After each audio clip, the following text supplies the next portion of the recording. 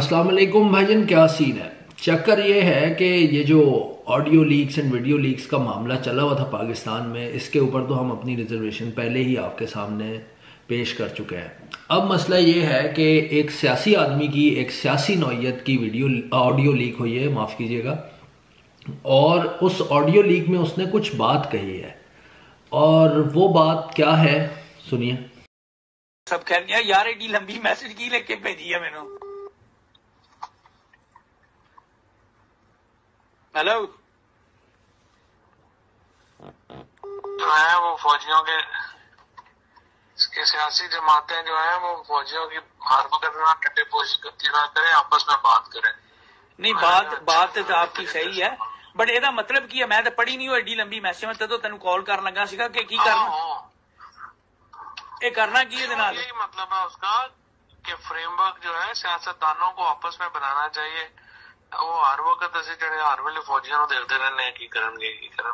सही सही, चले ठीक है, ये रेलेवेंट क्वार्टर्स नु भेज दवा फिर। आहो सलमान नु भेजो, उनको सियासतदानों नु आपस में गलबात करके एक फ्रेमवर्क बनाना चाहिए। फौजियों नु की करना। सही सही। नहीं कोई पूछो, इनसे ये पूछो कि आखिर मतलब आप क्या कंसेशंस क्या चाहते हैं पीटीआई से, क्या करे वो। सही सही है 100%। पर इनू नायल कर देना, मैनू लगता है इमरान खान नायल कर देंगे। नहीं कर देंगे तो रोला ही है ना, उनका क्या फायदा। हाँ सही गल है। चलो और मैं भेजदा, मैं शहबाज शरीफ नु डायरेक्ट भेजदा, मैं मैसेज को सुलेमान नु भेजा। शहबाज शरीफ नु भेजो तुसी डायरेक्ट। ठीक है, बट ओदा तुसी नाम क्यों थले लिखिया शहबाज शरीफ? नहीं वो तो बंदे किसी ने लिखा है। और शहबाज अहमद खुद मैसेज बना के भेजता हूँ, छोटा इतना पढ़ना ही।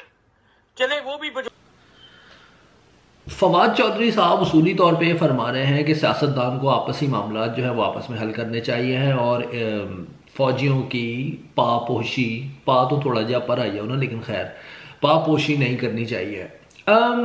बिल्कुल उसूली तौर पे ये बात 100% दुरुस्त है, और सियासतदानों को वाकई में अपने मामला को खुद हल करना चाहिए। जो सियासत है उसे खुल के होना चाहिए, और ये कोई ऐसी हैरानी की या परेशानी की बात नहीं कि अगर 3 साल 4 साल 5 साल में 5 दफ़ा भी इलेक्शन हो जाते हैं, लेकिन सियासी तौर पे होने चाहिए, पॉलिटिकली होने चाहिए।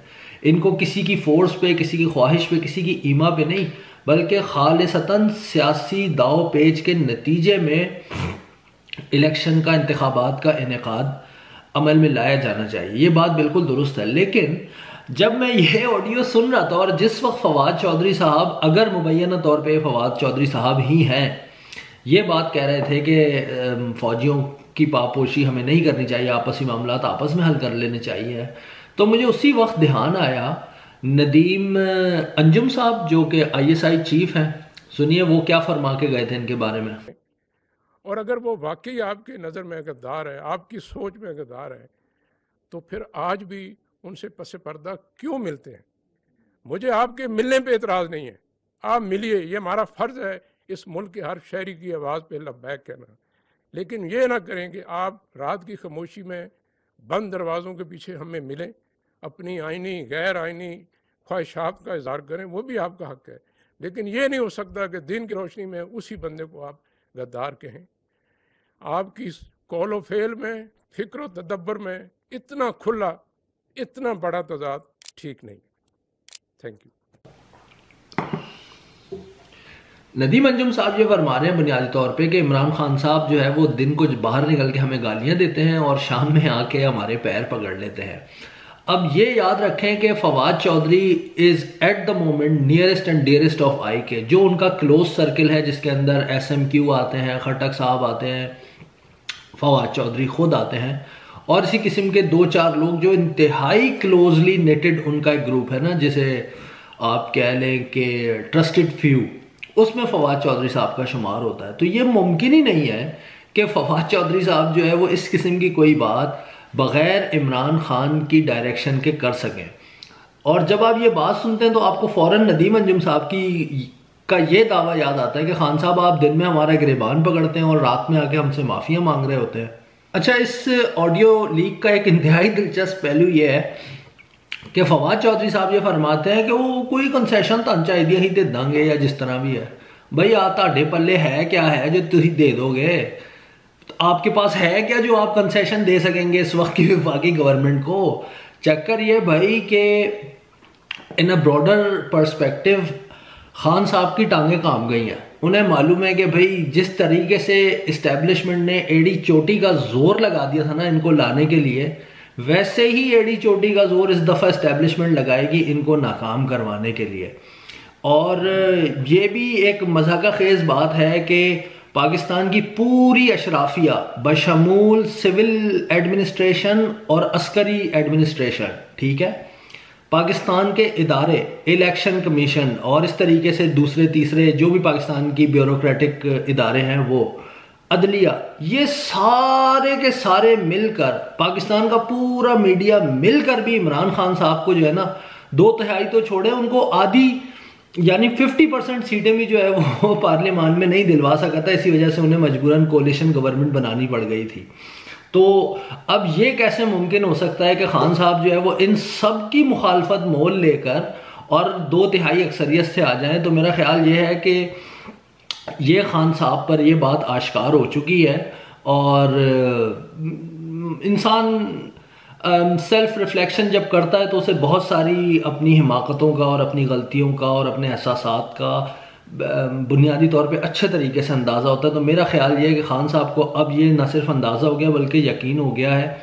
और वो इस किस्म की बातें भी अभी एक और साहब है हारून रशीद साहब, उनसे भी उन्होंने इंटरव्यू में इसी किस्म की जो है वो बुलंद-बांग दावे वावे किए हैं।